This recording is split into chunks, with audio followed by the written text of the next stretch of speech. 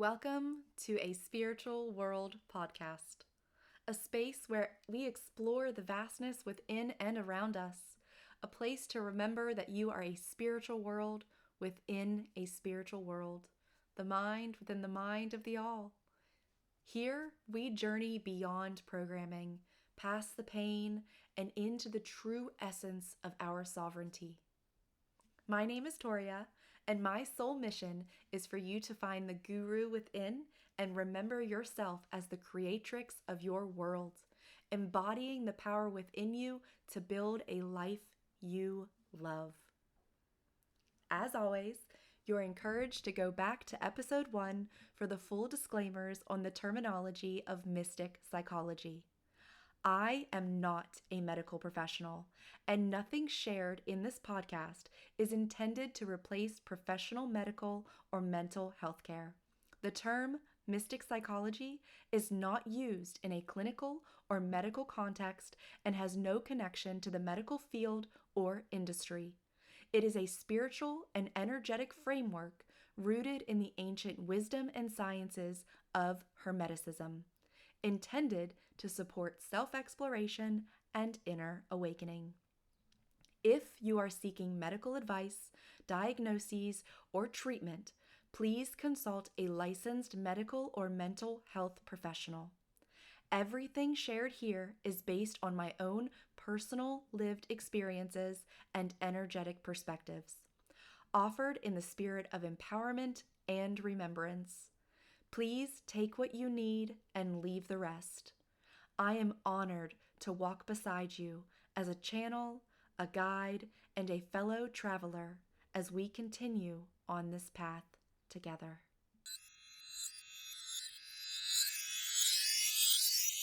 Welcome in and welcome back to a Spiritual World podcast, where we gather the ancient threads of wisdom and weave them into the fabric of our own healing and awakening.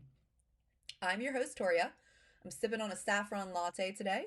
Discovered those about a month ago, and they are just the height of my day, almost every day. If you haven't had one yet, definitely figure out how to make one. They're phenomenal. However, today we are stepping into one of the oldest spiritual traditions on earth that we know of, the Vedas and the Upanishads of India. These are not just old texts.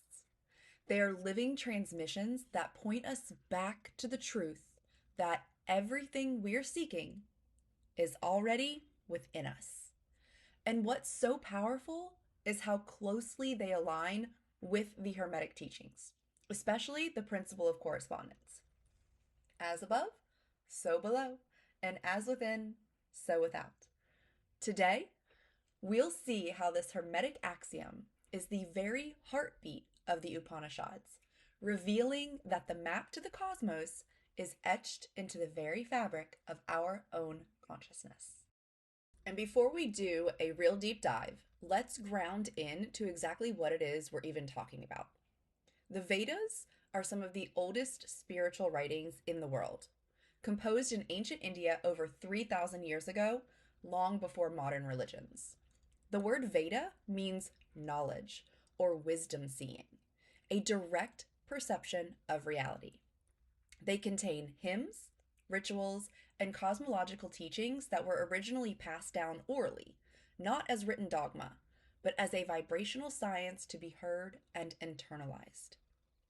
The Upanishads came later on as the Vedanta, the end of the Vedas, or the culmination of knowledge. They take the wisdom deeper, away from external ritual and toward profound self-inquiry. Instead of just asking, what should we do? The Upanishads ask, who are we really? They are the philosophical core, the why behind the what. Now, are the Vedas Hindu or Buddhist, right? Like some people might have that question. I did. Hinduism grew directly out of the soil of the Vedic tradition. So the Vedas are a foundational scripture of Hindu philosophy. And Buddhism came later on. And the Buddha was, in many ways, responding to and refining the Vedic world of his time. So the Vedas aren't exactly Hindu or Buddhist. They are the ancient primordial root from which both of these massive spiritual trees eventually grew. And here's the key. The Upanishads are not dogma. They're not asking you to believe. They are an invitation, a provocation to experience truth directly for yourself in yourself. That's why they line up so naturally with Hermetic principles. Both traditions are about remembering what you already are through direct experience and inner knowing. One of the central revolutionary teachings of the Upanishads is I am Atma Brahma, which means this self is Brahman, or as we often say, Atman is Brahman. Atman is the true self, not your ego, not your personality, not even your individual soul. It is the timeless, formless awareness that is the essence of you. And Brahman is the infinite, unchanging reality, the cosmos itself, the ground of all being, the divine substance from which all things emanate and to which all things return. And the sages declared with thunderous clarity that Atman and Brahman are not separate. The self within you is the self of the universe. The drop is not merely in the ocean. The drop is the ocean. This is the grand, non-dual realization. Hermeticism says the same thing in its foundational principle, as within, so without. Your inner world of thought, consciousness, and spirit is a perfect microcosm of the outer macrocosm universe. When you know the self, you know the cosmos. This isn't just intellectual philosophy. It's the very key to liberation. If you are one with the all, then what is there to fear? What is truly lacking? This knowing shatters the illusion of separation at its core. So, we've established the ultimate truth. Atman is Brahman. The self and the universe are one, right? That's the whole title of this podcast, A Spiritual World. You're a spiritual world, inside a spiritual world, we're all a spiritual world, But how does the one become the many? How does the silent, unchanging Brahman give rise to this dazzling, dynamic universe of form and experience? This is where we encounter a principle that will be very familiar to the students of Hermeticism, and if you've been listening to any of the other episodes, the principle of gender. The Kybalion states that gender is in everything. Everything has its masculine and feminine principles, and the Vedas and their philosophical offspring describe this exact same cosmic dance through the primordial pair of Purusha and Prakriti. Now, let's be clear. This is not just about human biology. It's about everything that makes up our biology, as well as the fundamental principles of everything in existence, right? The all, literally, the all of us, the all of you, the all of me, the all of the world, the all of the universe, the all of the cosmos, the all of everything. And Purusha is the masculine principle. It is pure, silent consciousness. It's the witness, the unchanging, formless awareness. It is the within, the subjective self that looks out and knows. Purusha is the movie screen, vast and empty, upon which the film of existence plays. And Prakriti is the feminine principle. It is primal, dynamic energy. It is the creative force, the manifester of all things.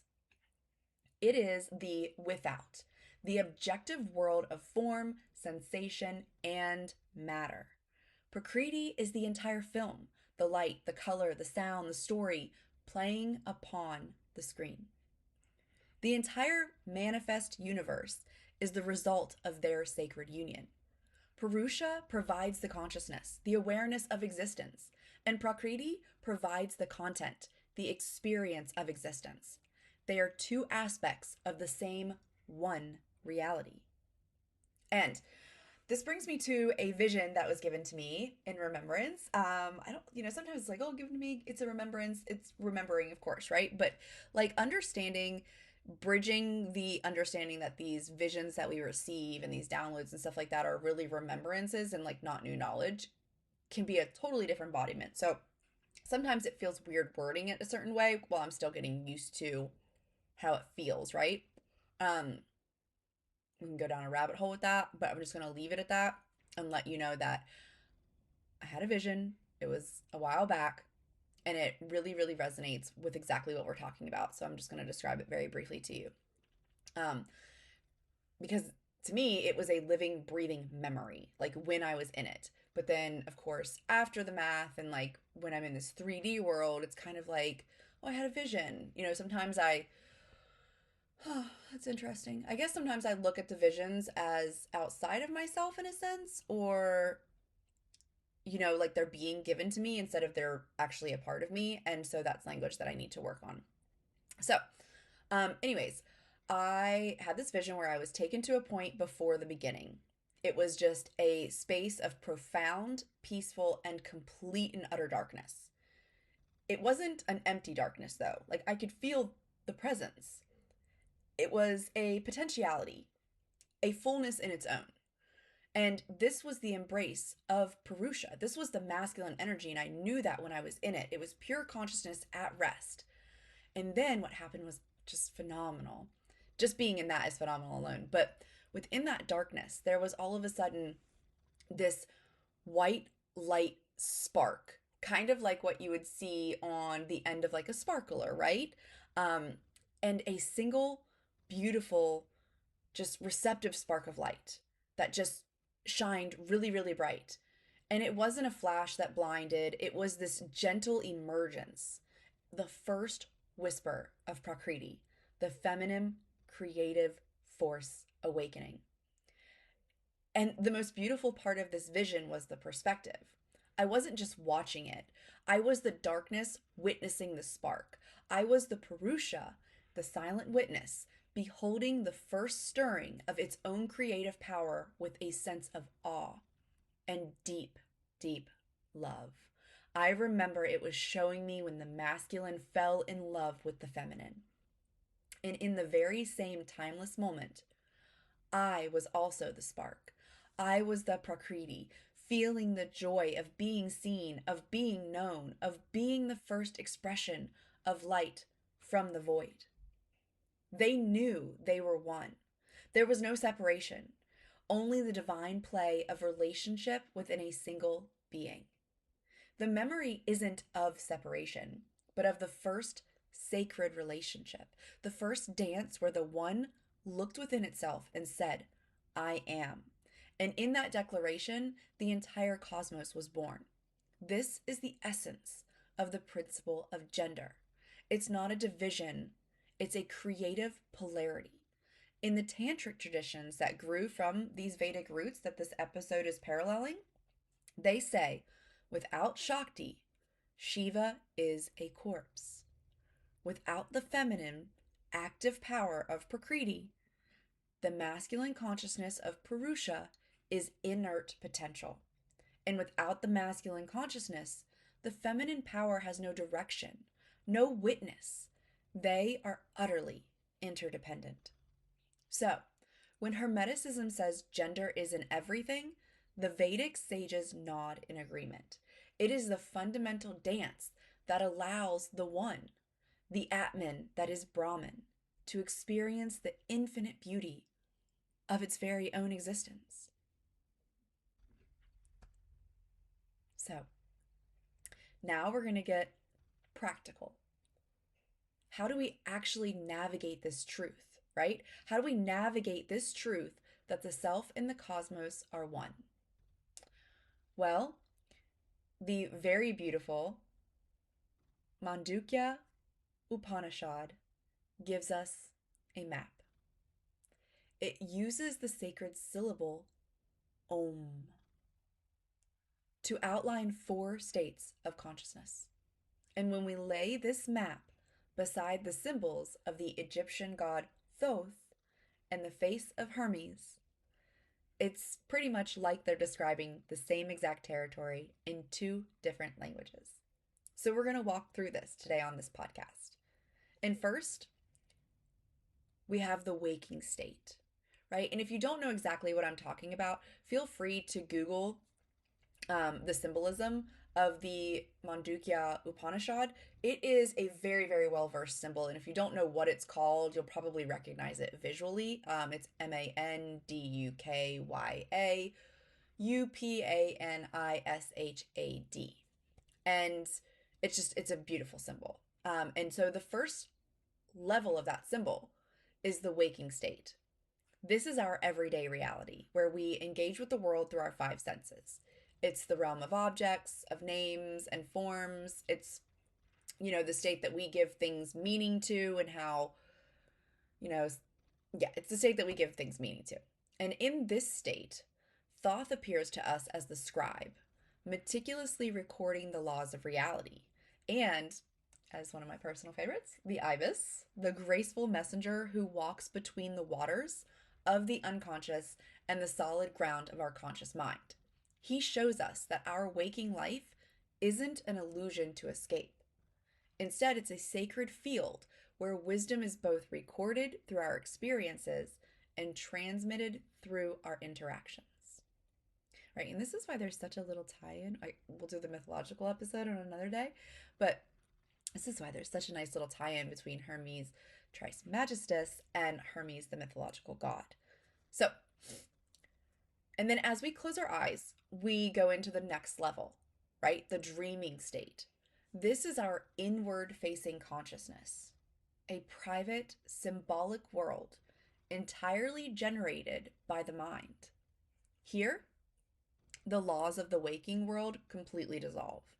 And in this inner realm, we encounter Thoth, presiding over the scales of judgment. Just as he would weigh a heart against the feather of truth in our dreams, our own psyche is weighing its contents. Our fears against our courage, our shadows against our light. It's the inner courtroom where our deepest truths are revealed. As well as for anybody and everybody, because anybody and everybody at all, recovering from emotional distress, trauma, anything, that is where we do our deepest work. That is where we do the work that we cannot emotionally handle in the waking world. So, deeper still we travel and we enter into the deep sleep state. This is a state of dreamless, profound space. There's no world, there's no self, there's no other. It's just undifferentiated, unified potential. It's a return to the source. Here, Thoth takes on his primal instinctual form, the baboon, who guards the threshold of dawn, the space between the darkness of the unmanifest and the light of day. And in the Hermetic text, the Poimandres, this state is symbolized by the great swirling dragon of primal chaos. This dragon isn't evil. It's the creative womb, the fertile silence where all of creation waits, unformed, full of infinite possibility. Deep sleep is that dragon's body. And finally, there is Turiya, the 4th. This isn't a state that you cycle in and out of. It's the foundational awareness itself, the silent, unchanging witness behind the waking, behind the dreaming, and behind the sleeping. This is the Atman, the true self. And here, Thoth reveals his ultimate forms. We see the emerald mind, that crystalline, all-reflecting truth of the emerald tablet, where as above, so below. It's not just a phrase, it's a lived reality. And we see the caduceus, the staff where the 2 serpents of our polarity, all our dualities, they rise and they are integrated, finally crowned with the wings of transcendence. This is consciousness, fully awake to its own unified nature. So, you see, These traditions aren't just similar. They are complementary visions of the same journey inward, and they show us that we are the living bridge that moves through all of these states. So even the physical symbolism throughout all of these various teachings have parallels to the physical symbolisms in the other teachings. So happy to break those down. This was a new little piece of excitement in this season, in the series.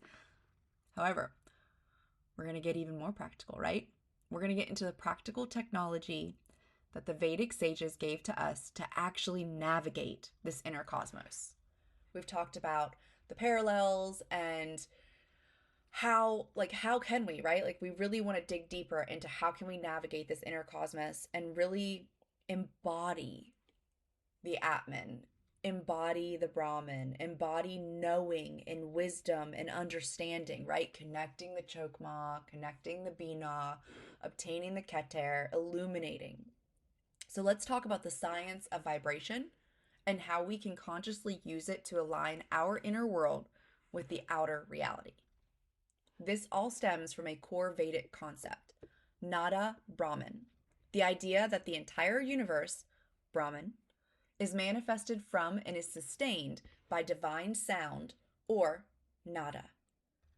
Creation isn't a silent event. It's a vibrational hum. And the crown jewel of this concept is that primordial sound, Om, or It's not just a symbol for God. It is considered the vibrational signature, that root frequency of Brahman itself. So how did the ancient rishis, the seers of the Vedas, how did they work with this? Well, they gave us mantra.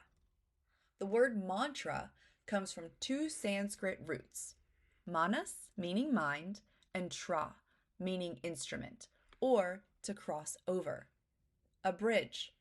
So a mantra is quite literally an instrument of the mind, right? A tool given to us to bridge the gap. It's a specific sound frequency designed to transport the mind from a state of chatter to a state of focus, and ultimately to transcend itself and touch the silence of Turiya. In the Rig Veda, the oldest of the Vedas, the hymns themselves were considered mantras. Their precise pronunciation and vibration were seen as essential to maintaining cosmic order, or rita. The Upanishads then internalized this. They shifted the focus from large external fire rituals, or yajnas, to the internal ritual of using mantra for self-inquiry. The mantra becomes the kindling for the inner fire of awareness. You see how they started to notice that within and without, and what was happening externally with these large fire rituals could be done internally. Everything is a mirror. So, when you chant Om or or any mantra, you are not just making a pleasant noise or tickling your lips or your vagus. You are a microcosm, consciously tuning your internal instrument to the fundamental frequency of the macrocosm. You are using a precise vibrational technology to align the vibration of your individual Atman with the cosmic vibration of Brahman. And this is where the Hermetic mirror reflects it perfectly. Hermeticism calls this the principle of vibration, where nothing rests, everything moves, everything vibrates. The difference between a thought, a rock, and a star is merely their rate of vibration. Mantra is the ancient Vedic application of this exact same principle. It's the practical how-to for the Hermetic what is. Now, if mantra is the technology of sound for the mind and ears, what is the equivalent for the body? This is where we introduce mudra. Like mantra, mudra is a Sanskrit word. It means seal, mark, or gesture. Mudras are specific sacred hand positions, and they can be body positions as well. that complete the energy circuit of our practice. They are based on the same Vedic and Tantric understanding of the body's subtle energy system, the nadis and chakras. Each finger corresponds to an element, thumb, fire, index, air, etc. And by bringing them together in specific ways, we are quite literally sealing a particular energy or intention into our being. So think of it this way. Mantra is the sonic key that vibrates the lock of the mind. Mudra is the physical key that turns the lock in the body's energy. They are two sides of the very same coin. In the same way that as above and so below connects the macrocosm and the microcosm. Mantra and mudra connect the vibrational and the physical within our own being.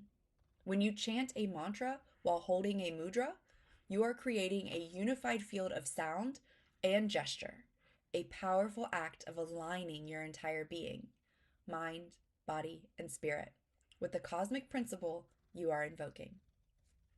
Now, we have felt the power of sound and gesture as the bridge between our inner world and the outer cosmos. And yet, what is the conscious intelligence that weaves this bridge? What is the force that tunes the instrument? This is where our understanding opens up to a truly cosmic perspective, to what I like to call the Mantis Frequency. And, just to fine tune it, what many know as the Mantis alien beings. The Mantis beings are not just observers. They are master architects and weavers of the vibrational fabric we just discussed. If the Vedic sages gave us the map of the inner self, and the Hermetic adepts gave us the symbols for the outer cosmos, then the Mantis Frequency is the conscious, intelligent force that shows us they are the exact same thing. They are living embodiments of the principle of vibration and correspondence. With their profound, multifaceted awareness, they don't just see the microcosm and macrocosm as separate. They perceive your personal frequency, your fears, your growth, your light, as an integral note in the symphony of the galaxy. They are the master tuners. This creates our beautiful, powerful trinity of wisdom. Number 1, the Vedic map, the internal journey. Number 2, the Hermetic mirror, the external principles. And number 3, the Mantis Frequency, the conscious tuners and weavers, the guides who help us align our vibration so that the map and the mirror finally and perfectly match. When you chant Om or and feel a sudden deep resonance, or when a synchronicity strikes that perfectly mirrors your inner shift, that is the Mantis Frequency in action. They are the cosmic technicians, aiding both systems by ensuring the bridge of vibration is strong and clear, helping us remember that we are the living instruments through which the cosmos knows itself. So, before we end this episode, let's bring this from the philosophical to the physiological, and let's do a quick embodiment practice. Let's embody this wisdom. And if you're not in the space to do so, that's perfectly fine. You can just listen, right? It's all about the intention. However, if you are able to, or if you want to come back later, pause it, come back later. I'll timestamp it the best I can. So what we'll ask to do is sit comfortably, spine straight, however relaxed, and take 3 deep conscious breaths at your own pace and in your own time, and releasing the external world with each and every exhale. I'll give you a moment here.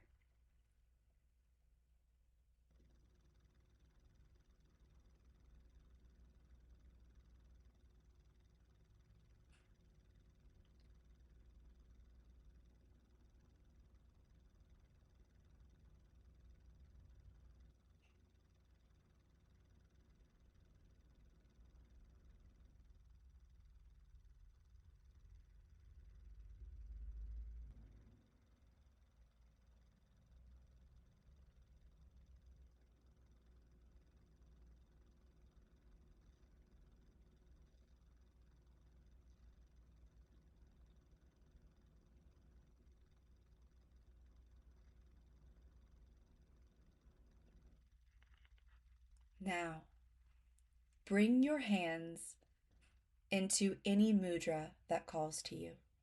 And if you're not sure, you can use the Gyan mudra, which is simply touching the tip of your thumb to the tip of your index finger and resting your hands on your knees or on your thigh. This is the seal of knowledge and receptivity. And now, inhale deeply, and on your exhale, chant Om.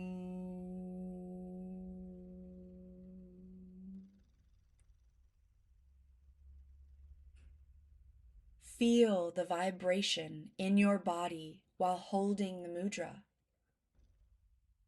Notice how the sound and the gesture work together. Do 3 more breaths with 3 more chants. I'll give you guys a few moments.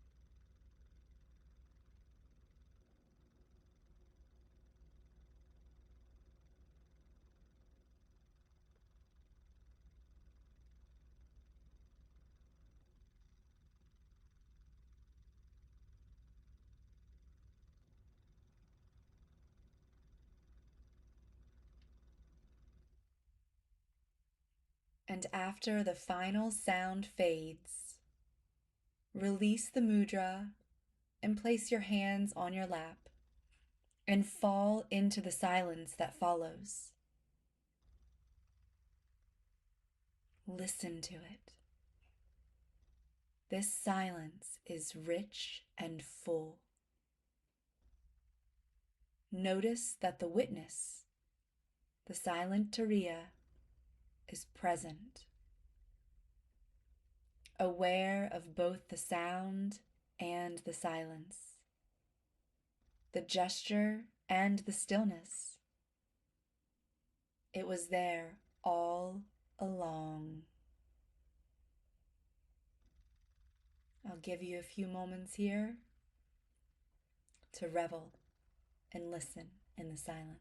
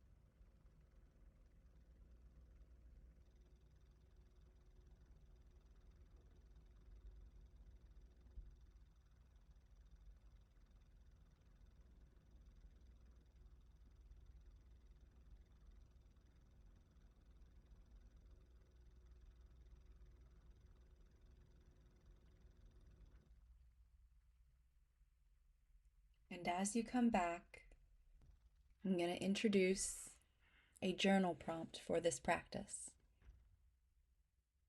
Where in my life am I still believing, acting, or feeling as if I am separate? In my relationships, my work, my challenges? How can I, this week, consciously use a simple mantra or mudra to embody the truth that my inner state and my outer world are one?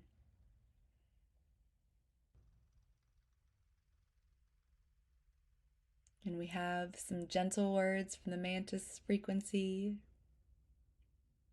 before closing out. We remind you, vibration is not something you create. It is what you are. You are the sound the cosmos makes as it remembers itself. The self you seek has never left. It hums in your cells. It whispers in your silence. It shines in the stars. As within, so without.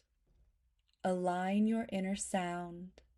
Seal it with your intention, and the all aligns with you. You are the living Om.